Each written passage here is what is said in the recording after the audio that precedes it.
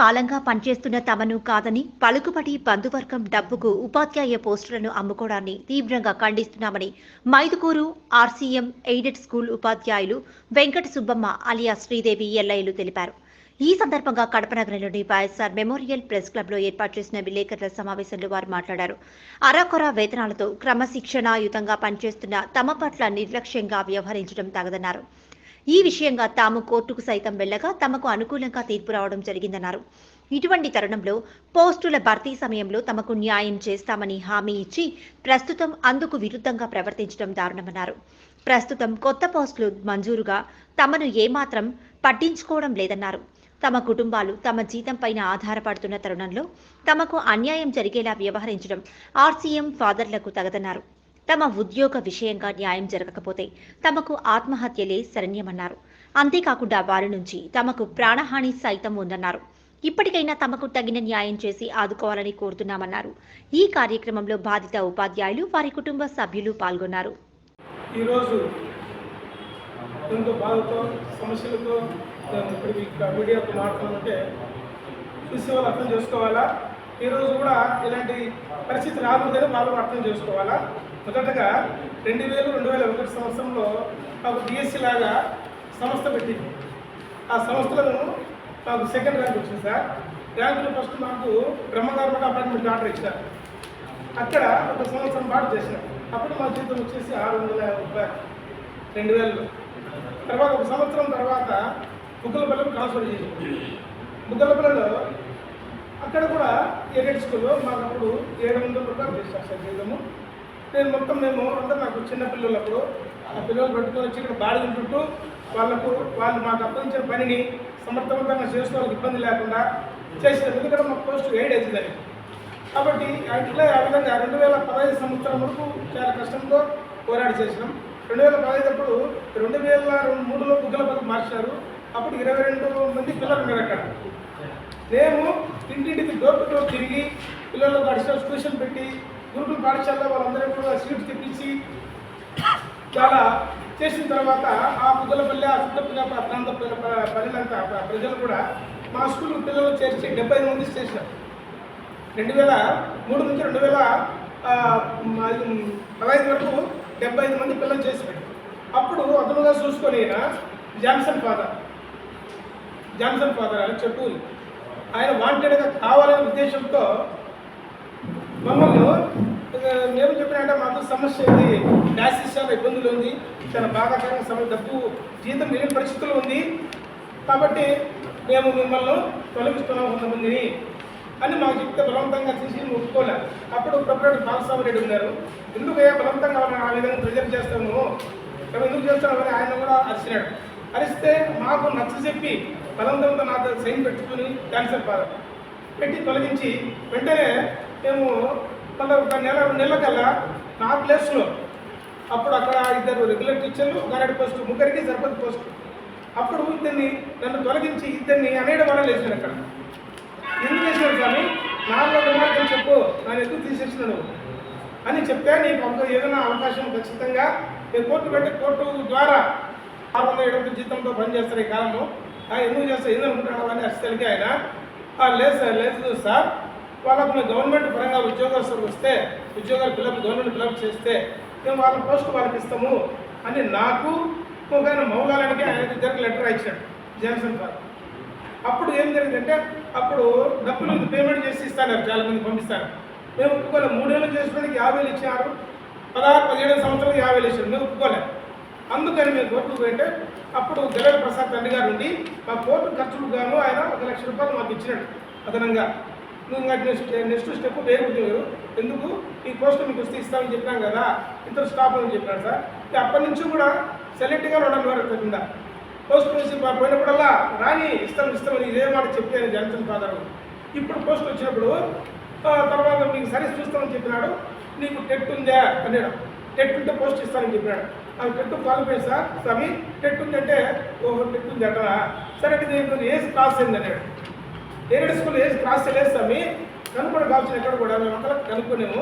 మా కాడ దానికి సంబంధించినటువంటి డాక్యుమెంట్స్ మాకు అని చెప్పినాం.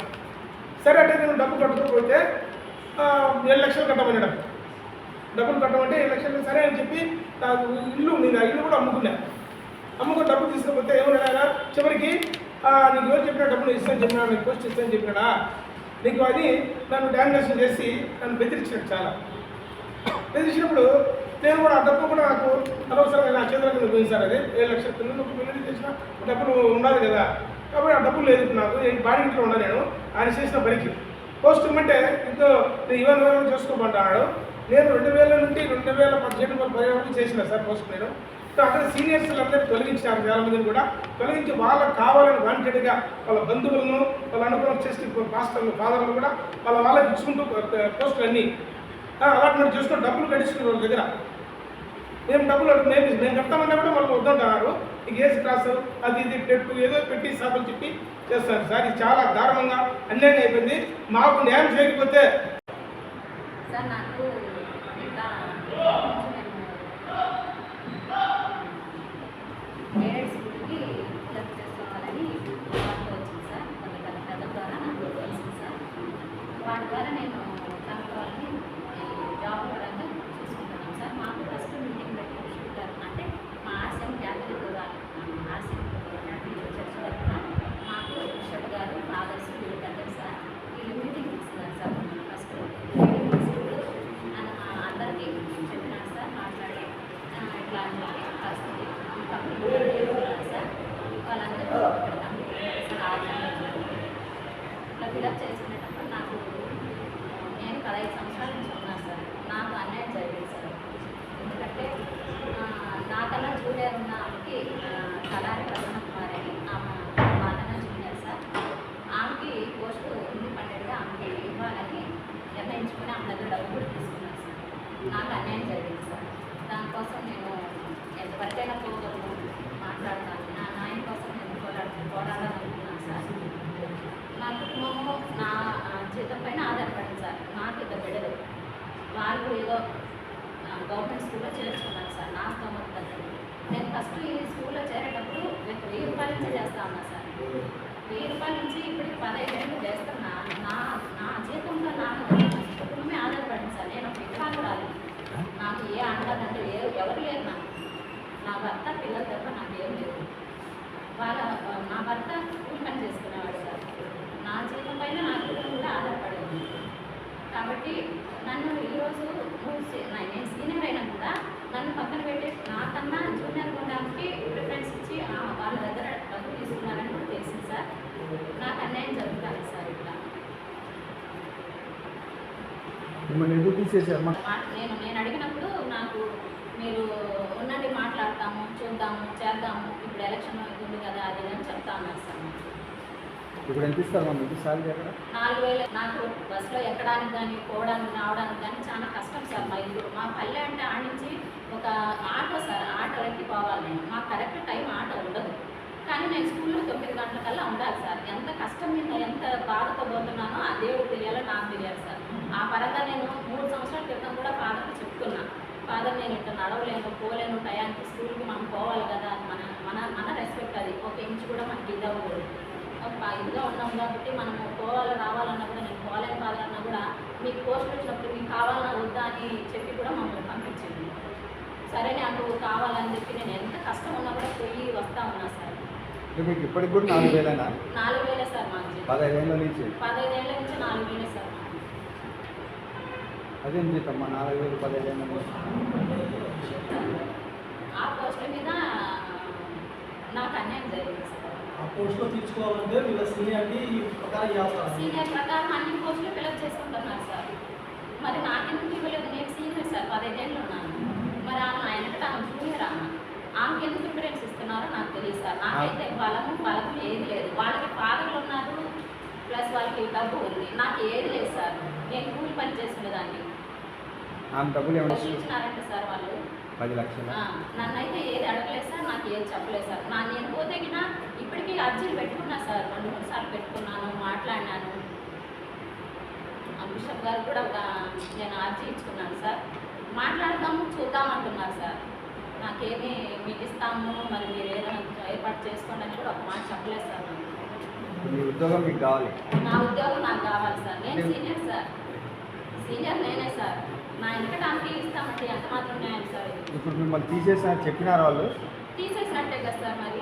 నాకేం చెప్పుకున్నప్పుడు నేను తీసేసినట్టే కదా సార్ నాకు లెక్క. మీరు అడిగినారు వాళ్ళను? అడిగినాము సార్, అర్జీలు పెట్టుకున్నాము, అడిగినాము. నేను పోయినప్పుడల్లా నన్ను ఏదో ఒక మాట అని పంపిస్తాన్నారు సార్. నేను పోతాన్నా కూడా ఏమి పంపుకుంటా వస్తుంది అట్టా వికలాంగులుగా ఒక ఇదిగా మానసికంగా నన్ను మాట్లాడంటారు సార్. అంటే మీకు లెటర్ పూర్వకంగా ఏం లేదా మిమ్మల్ని లెటర్ తీసేసి? పూర్వకంగా కానీ ఏదే కానీ లేదు సార్. నాకు అన్యాయం జరుగుతుంది సార్. నాలాగా సీనియర్లు చాలా మంది ఉన్నారు సార్, బాధితులు 20 మంది దాకా ఉన్నారు సార్. నాలాగా ఉన్నారు సార్ వాళ్ళు కూడా. రోజులకు వచ్చేసి 30 లక్షలు తీసుకున్నారు. మేమేం చెప్తున్నామంటే ఫస్ట్ నుంచి ఏమన్నారంటే కోర్టులు ఎంత ఖర్చు అయినా కానీ కోర్టులకు ఇప్పుడు డిఓ గారికి కొంత ఇచ్చారు, వాళ్ళకి ఇచ్చారు, వీళ్ళకి ఇచ్చారని చెప్తున్నారు. అది మేము ఇస్తామని చెప్పాము. ఇప్పుడు మమ్మల్ని ఏమంటున్నారంటే మీ కేసు క్రాస్ అయింది, మీకు అంత గచ్చినా కానీ 7 లక్షలు కూడా కాదు, 6 లక్షలు కాదు, మాకు 30 లక్షలు వస్తున్నాయి డబ్బులు. అందు కాబట్టి మీ 7 లక్షలు మీరు తీసేస్తే ఏం చేస్తారు మీరు? మేనేజ్మెంట్ మాది, మా ఇష్టము అంటున్నారు. అందుకు కాబట్టి మేమందరికి రావడానికి కారణం ఏంటంటే మీడియా తరఫున మీడియా వాళ్ళు మాకు సహకరిస్తారని చెప్పేసి నిన్న ఫస్ట్ రెడ్డి ఫోన్ చేస్తే ఈరోజు మార్నింగ్ ఇక్కడికి రావడం జరిగింది. చాలామంది బాధితులు ఉన్నారు, 20-25 మంది పైన ఉన్నారు పాపం సీనియర్లు. సో హాలిడేస్ కాబట్టి 1వ తేదీ అనుకున్నాము. ఇప్పుడు మనకు 144 సెక్షన్ ఉంది కాబట్టి లేకుంటే అక్కడే పోయి అక్కడే ధర్నా చేసి అందరినీ మీడియా మిత్రులను కలిసి ముందు ఇక్కడ మాట్లాడుకున్న తర్వాత అక్కడే ధర్నా చేసి ఏమైతే ఎంతవరకైనా కానీ మేము పోయేదానికి మేము రెడీగా ఉన్నాము. కోర్టు కాదు ఎంత కోర్టు ఇప్పుడు ఆల్రెడీ కోర్టు